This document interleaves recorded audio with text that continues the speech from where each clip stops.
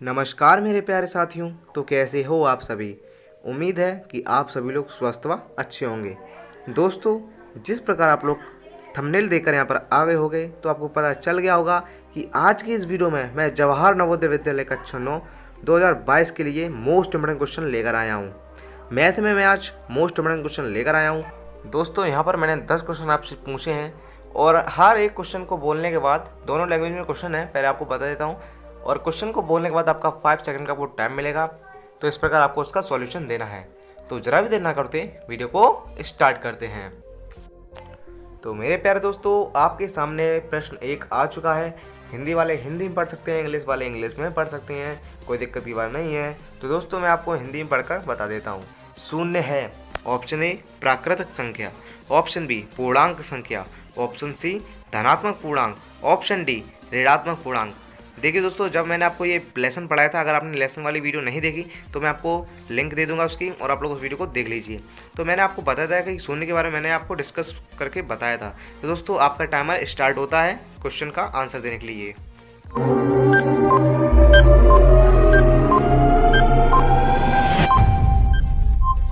तो प्यारे दोस्तों, उम्मीद है कि आप सभी लोगों ने इसका आंसर सही दिया होगा। तो दोस्तों, जब मैंने आपको ये पार्ट पढ़ाया था तो आपने जब देखा होगा, मैंने आपको बताया था कि शून्य क्या है।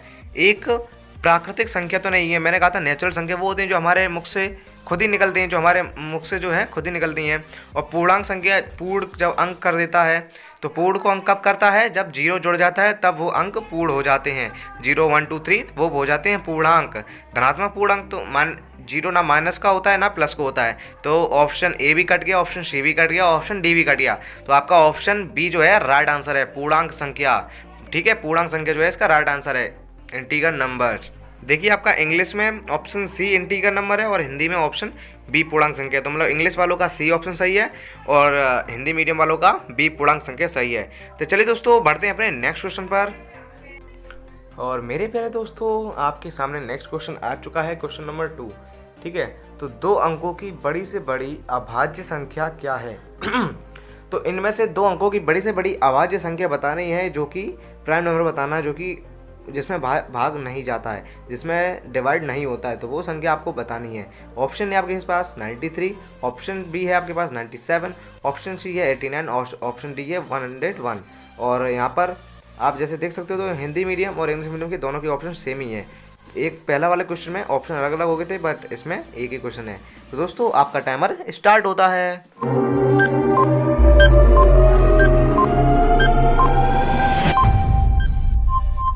तो मेरे प्यारे दोस्तों, यहाँ से एक ऑप्शन आपका हट जाता है। पूछा गया है 2 अंकों की, 2 डिजिट की पूछा गया है, तो ऑप्शन डी तो आपका सामने से ही कट गया है। अब 9 और 93, 89 और 97 बचा है ऑप्शन। ठीक है, तो 93 को देखते हैं क्या वो कटता है किसी से। ठीक है, यहाँ पर हम लोग प्लस करके देखते हैं। 9 और 3 कितने होते हैं, 12 होते हैं, तो ये 3 से डिवाइड हो जाएगा। अब 8 9 को जोड़ते हैं, कितना होता है 89, 18 16 17, मतलब वो 17 इतना आ जाएगा इसका।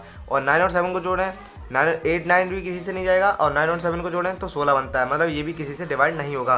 तो यहाँ पर 2 हैं अभाज्य संख्या, 2 हैं प्राइम नंबर, 89 और 97। बट इसमें से जो ग्रेटेस्ट पूछा गया है, 2 डिजिटों का ग्रेटेस्ट नंबर पूछा गया है, तो 89 से बड़ा कौन सा है, 97। तो आपका जो राइट आंसर है वो है ऑप्शन बी, 97 जो है आपका राइट आंसर है। तो दोस्तों, जरा देर ना करते बढ़ते हैं अपने नेक्स्ट क्वेश्चन पर। तो मेरे प्यारे दोस्तों, आपके सामने नेक्स्ट क्वेश्चन आ चुका है। प्रश्न नंबर 3 क्या है, which of the following rational numbers is additive unit additive और टू रेशनल नंबर्स। मतलब कि हिंदी में आप देखते हैं, निम्न में से कौन सी परिमेय संख्या परिमेय संख्याओं के लिए योज्य इकाई तत्सम है।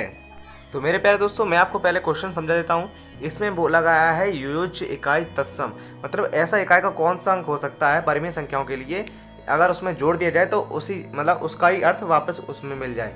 मतलब अगर एक में हम क्या जोड़ें कि उसका आंसर एक ही आ जाए। तो दोस्तों, आपके ये सामने से उत्तर दिख रहा है, तो इसका टाइमर मैं नहीं देता हूँ। इसका आंसर जो है ऑप्शन ए 0 है। अगर किसी भी संख्या में हम 0 जोड़ते हैं तो उसका आंसर उतना ही आता है।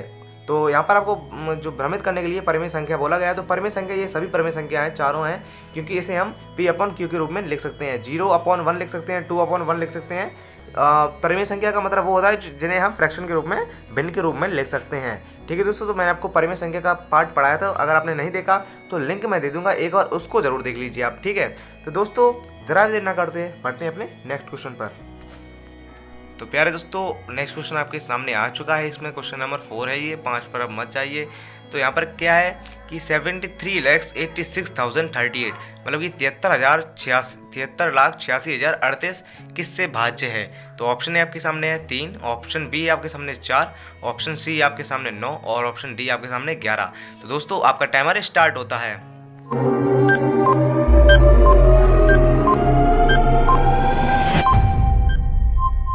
तो प्यारे दोस्तों, अब आपको मैं इसका राइट आंसर बता देता हूँ कि ऑप्शन ए है 3।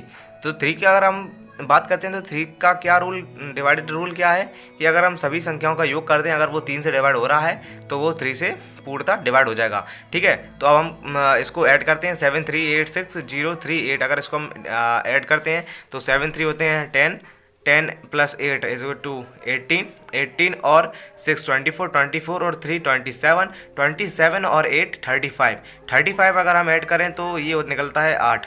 मतलब कि ये 3 से पूर्णतः डिवाइड नहीं होगा। अब दोस्तों अगर इसको अब दोस्तों आप लोग सोच रहे होगा इसका राइट आंसर 4 होगा, लेकिन 4 इसका राइट आंसर नहीं है। अगर आप कैलकुलेटर चलाते हो, नहीं तो आप डिवाइड करके देख लो, ये 4 से पूर्णतः विभाज्य नहीं है। ठीक है, अब बात करते हैं 9 से। ऑप्शन सी, ऑप्शन सी भी से नहीं कट सकता क्योंकि जब 3 से नहीं कटा तो 9 से भी वो नहीं कट सकता। अब बात करते हैं 11, ऑप्शन डी की। अगर आप डी को देखते हैं तो डी का क्या रूल है कि एक एक संख्या छोड़कर अगर उसको हम ऐड करते हैं फिर बाद में उसको माइनस करते हैं, अगर उसका जो गुणन का अगर उसका जोड़ने पर 0 या फिर 11 आ रहा है तो वो पूर्णतः विभाजित हो जाएगी। तो दोस्तों इसको करके देखते हैं, आपको एक एक संख्या का गैप करके इसको जोड़ना है। ठीक है, तो पहले हम लिखेंगे एक साइड 7 + 8 + 0 + 8, फिर ब्रैकेट लगा देंगे दोनों तरफ, फिर माइनस का निशान लगाएंगे बीच में, फिर अगले ब्रैकेट में हम लोग लिखेंगे 3 + 6 + 3, फिर ब्रैकेट क्लोज कर देंगे। तो आपका आंसर आएगा 23 - 12।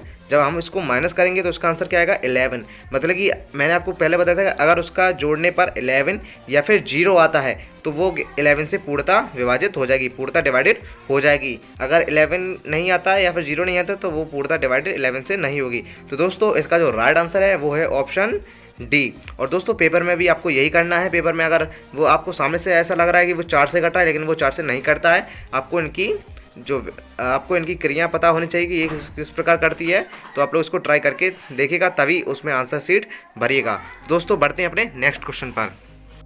तो प्यारे दोस्तों, नेक्स्ट क्वेश्चन आपके सामने आ चुका है। प्रश्न नंबर 5, निम्न में से कौन सी संख्या 9 से भाज्य है। Which of the following number is divisible by 9। अभी देखो 9 का क्या रूल है, इसको भी सबको जोड़ लीजिए। अगर वो 3 से डिवाइड है, मान लीजिए वो 9 से भी डिवाइड है, तो आप इन सभी को संख्या को जोड़कर देख लीजिए। तो आपका टाइमर स्टार्ट होता है। तो प्यारे दोस्तों, उम्मीद है कि आप सभी लोगों ने ये कर लिया होगा। दोस्तों इसका जो राइट आंसर है वो है ऑप्शन सी। ठीक है, तो अब हम लोग इसको प्लस करके देखते हैं और आपको बताते हैं ये क्या होता है।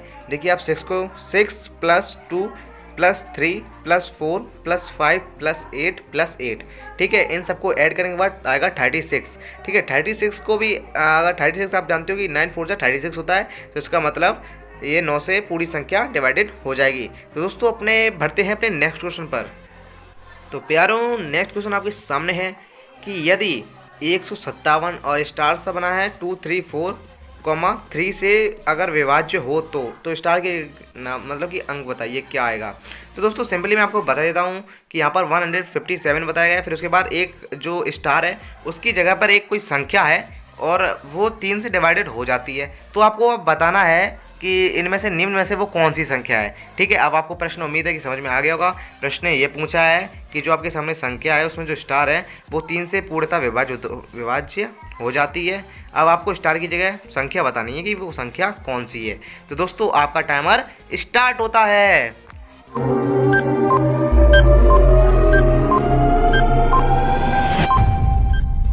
तो प्यारे दोस्तों, इसका करने का तरीका क्या है, पहले आपको मैं बता देता हूँ कि 3 का क्या मतलब 3 को हम कैसे पता कर सकते हैं वो 3 से संख्या डिवाइड है, मतलब उन सभी संख्याओं को जोड़ने पर पता चल जाता है।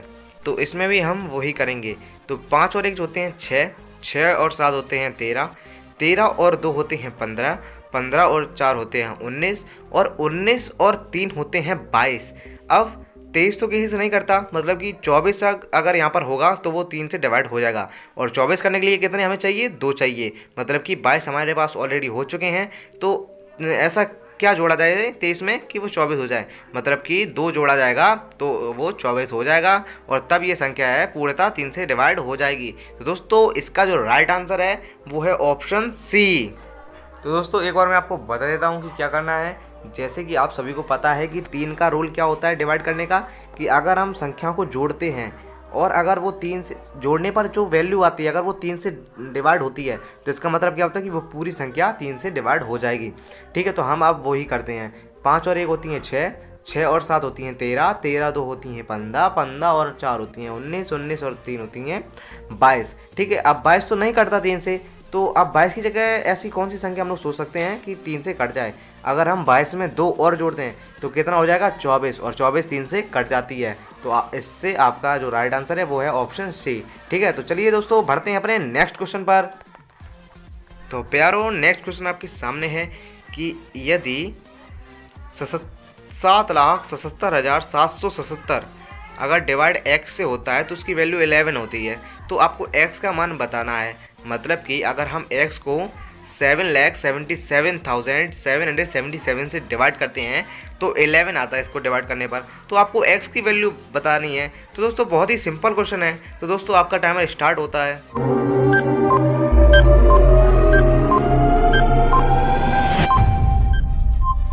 तो देखिए दोस्तों इसका सॉल्यूशन हम लोग कैसे करेंगे।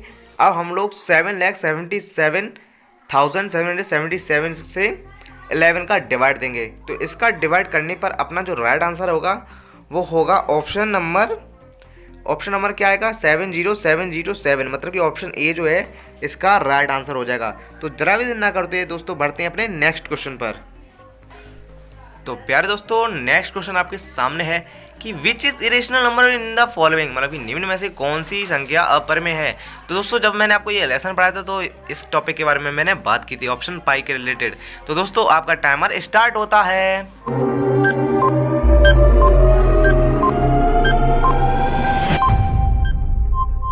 तो दोस्तों मैं ऑप्शन आपको बता देता हूँ। ऑप्शन ए है 22/7, ऑप्शन बी है पाई, ऑप्शन सी है 1.33333, ऑप्शन डी है 3.14। तो दोस्तों जैसे कि आपको पता है कि इरेशनल नंबर वो होती हैं जिन्हें हम P/Q के रूप में नहीं लिख सकते। ठीक है, तो ऑप्शन ए है वो तो रेशनल फॉर्म में लिखा हुआ है, ऑप्शन बी है पाई तो इसको हमने पता नहीं लिख सकते या नहीं लिख सकते, ऑप्शन सी है इसको भी हम लिख सकते हैं क्योंकि ये पॉइंट लगा है तो 333 तो इसका हम अपॉन में लिख सकते हैं। तो ऑप्शन डी भी हम लिख सकते हैं 314/100। तो दोस्तों इसका जो राइट आंसर है वो है पाई, मतलब कि पाई की जो वैल्यू होती है 22/7 और 3.14 वो रेशनल होती है, लेकिन जो पाई का जो साइन होता है मतलब उसका जो चिन्ह होता है वो इरेशनल होता है। ये मैंने आपको बताया था जब मैंने आपको वीडियो से वो चैप्टर समझाया था। तो जरा भी देर ना करते दोस्तों बढ़ते हैं अपने नेक्स्ट क्वेश्चन पर। तो प्यारे दोस्तों नेक्स्ट क्वेश्चन आपके सामने आ चुका है। तो आपको बताना है कि निम्न में से कौन सी संख्या परिमेय है, मतलब आपको परिमेय संख्या बताना है कि इनमें से कौन सी है। तो है which is the rational number in the following, तो परिमेय संख्या को बतानी है। ठीक है, तो आपका टाइमर स्टार्ट होता है।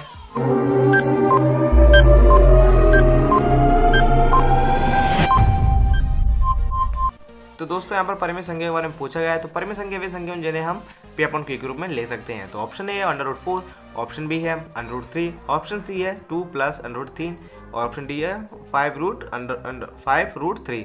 ठीक है दोस्तों, अब मैं आपको इसका राइट आंसर बता देता हूँ कि जो इसका राइट आंसर है वो है √4, क्योंकि जो रूट की जो संख्या होती है इसे हम P/Q के रूप में नहीं लिख सकते, लेकिन अगर रूट सॉल्व करने पर उसका जो रियल वैल्यू आती है मतलब √4 का रियल वैल्यू क्या है 2, तो दोस्तों 2 जो है इसमें राइट आंसर हो जाएगा, मतलब कि √4 को हम रेशनल नंबर कह सकते हैं। तो दोस्तों आप बढ़ते अपने नेक्स्ट क्वेश्चन पर। तो प्यारे दोस्तों नेक्स्ट एंड लास्ट क्वेश्चन आपकी स्क्रीन के सामने उपस्थित है। तो क्या है वो क्वेश्चन, -3/5 और 1/4 के मध्य एक परिमेय संख्या बताइए, मतलब कि -3/5 एंड 1/4 के बीच की रेशनल नंबर आपको एक बताना है। ठीक है दोस्तों, तो आपका ऑप्शन ए है 7/40, ऑप्शन बी है -7/40, ऑप्शन सी है आपका 9/40, ऑप्शन डी है आपका नॉन ऑफ दीज। ठीक है दोस्तों, आपका टाइमर स्टार्ट होता है।